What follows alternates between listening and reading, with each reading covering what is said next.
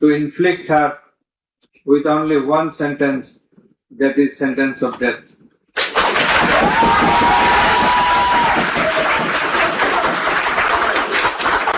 The State Defence Council also contended that for the purpose of proving atrocities throughout the country, witnesses from all over the country have not been examined.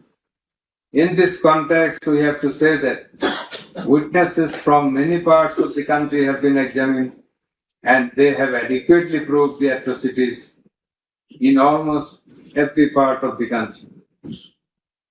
The victims, the family members of the dead and injured protesters, as well as the eyewitnesses, gave their testimony, which are enough for the proof of the charges. Quantity of witnesses is immaterial, while there are small number of qualitative witnesses. Still, the number of 54 witnesses examined by the prosecution is not small. The Learned State Defence Council also alleged that the audio conversations in question have not been examined by more than one department like CID.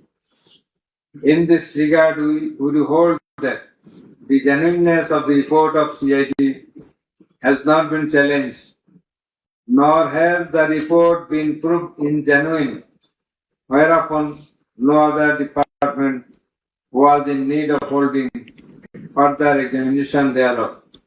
It is the further allegation of the Learned State Defence Council that accused Sheikh Hasina and Asaljaman Khan Kamal did not incite or order the commission of the crimes against humanity as alleged, nor did participate in the commission thereof, and thus they deserve to be acquitted.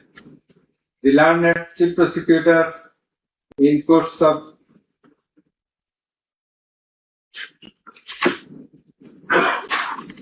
summing up,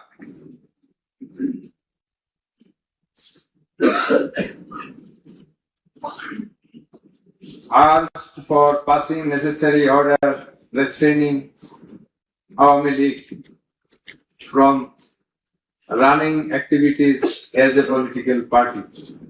Although the prosecution depicted series of worse deeds of Awami League regime in the language of the prosecution, since achievement of independence of Bangladesh in 1971, the tribunal does not incline to discuss on this point since this is not the issue of the instant case. It has come to the notice of the tribunal that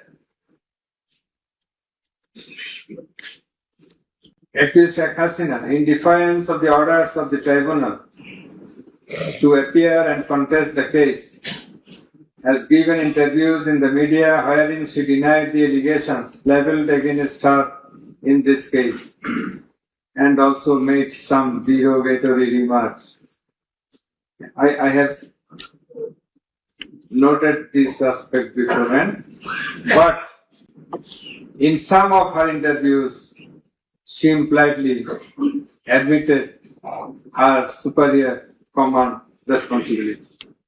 The United Nations Human Rights Commission categorically stated in its report that the political leaders issued direct orders and other directives authorizing and guiding operations by BGB, RAF, DGFI, Bangladesh Police,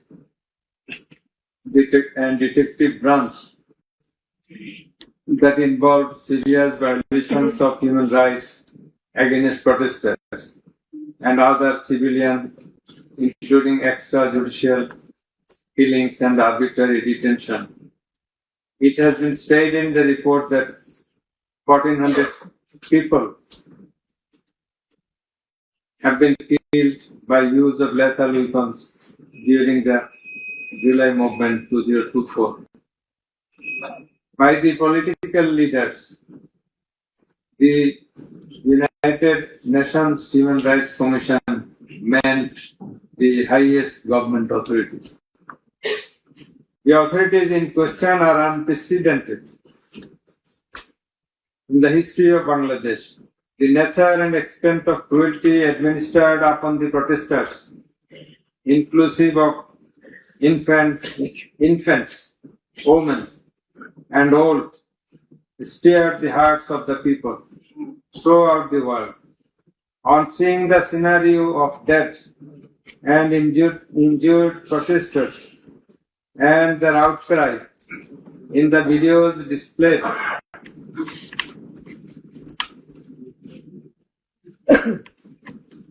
in the courtroom, and also seeing the victim witnesses in the courtroom,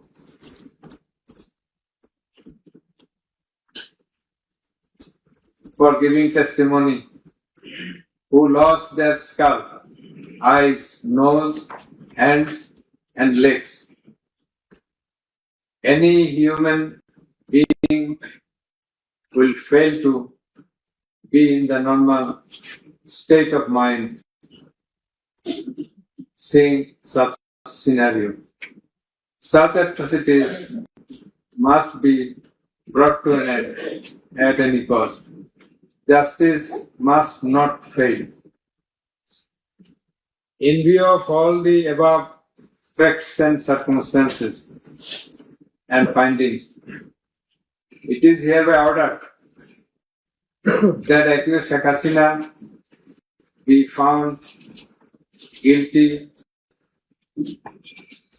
on 3 counts under charge 1. Count number 1, incitement. Count number 2, order to kill. Count number 3, inaction to prevent the atrocities and failing to take punitive actions against the perpetrators. And thus, she is punishable. She is liable to punish under Section 3, Subsection 1A, Section 3, Subsection 2, Clause G, Section 3, Subsection 2, Clause H, Section 4, Subsection 1, Clause B, and Section 4, Subsection 3 of the International Crimes Tribunals Act 1973 under the charge number 1. But we do hold that for all these 3 counts of crime against humanity, we do incline to award a single sentence, that is, the sentence of imprisonment till natural death for under charge 1. Under charge 2,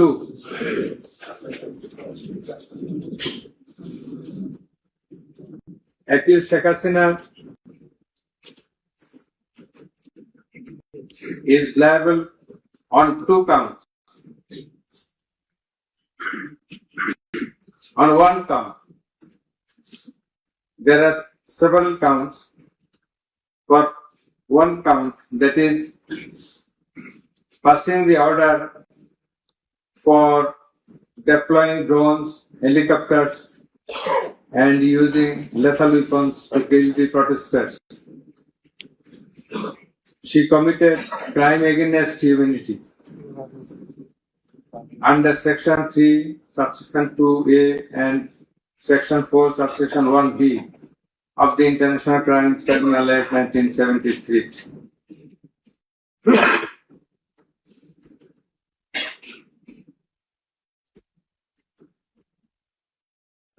She also committed the same crime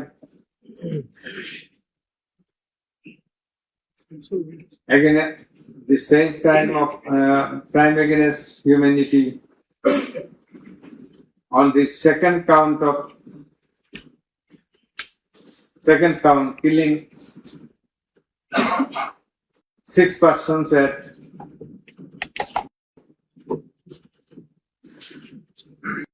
Sankarpur of Dhaka,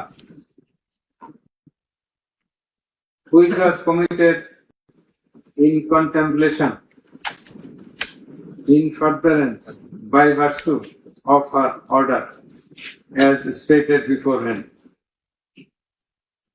And similarly, she committed the same crime, that is the crime against humanity, on another count for causing the killings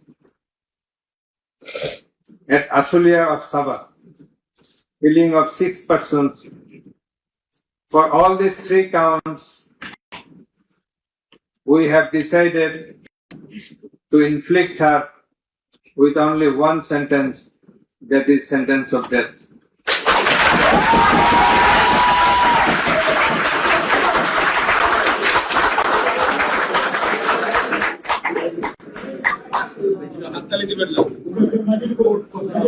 Please. For আপনাদের বিনীতভাবে অনুরোধ করছি আদালতের decorum, ট্রাইব্যুনালের decorum maintain করার জন্য। আপনাদের যা উচ্ছ্বাস, যা এক্সপেকটেশন, যা প্রকাশভঙ্গি, সেটা আদালতের ট্রাইব্যুনাল রুমের বাইরে গিয়ে করলে সেটা আরো শোভনীয় দেখা যাবে। Thank you. Please salute people.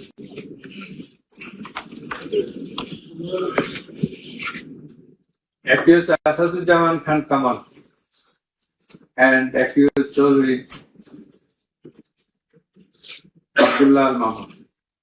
Accused Asadujaman Khan Kamal is liable for committing crime against humanity for the occurrence of killing 6 persons at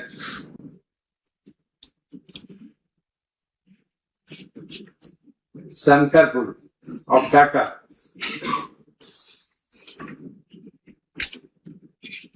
In this occurrence, they are liable for committing crimes against humanity by their abatement and failing to prevent the atrocities, and also to failing to take necessary preventive measures, punitive measures.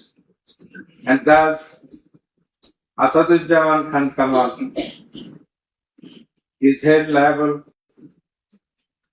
for the commission of crime against humanity under section 32A, 32G, 32H, 41E, 43 of the International Crimes Tribunal Act 1973 for the commission of killing of 6 persons both at Sankarpur and 6 persons at Ashulia of Sabha. And for both the occurrences, he committed 4 counts of offences, that is crime against humanity, 4 times, by his abatement and failure to take necessary actions in Sankarpur, by his abatement and failure to take necessary action at Ashulia. So for all these 4 counts, we have decided to award a single sentence of death to Asadujaman Khan Kamal. As regards Chaudhary Abdullah Al Mamun, as I have elucidated before, he has contributed to the trial of this case by making full and true disclosure of the circumstances within his knowledge. Yet, he also admitted. And he was involved in all the occurrences throughout the 36 days of movement.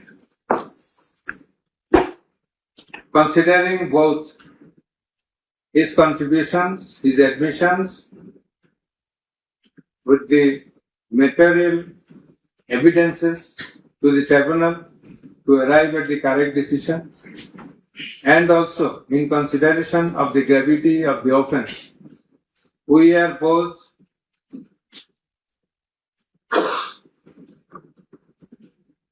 remitting his sentence and awarding a sentence with leniency. That is, the offences involve capital punishment. But for his contribution, we have decided to inflict him with a sentence of imprisonment for 5 years.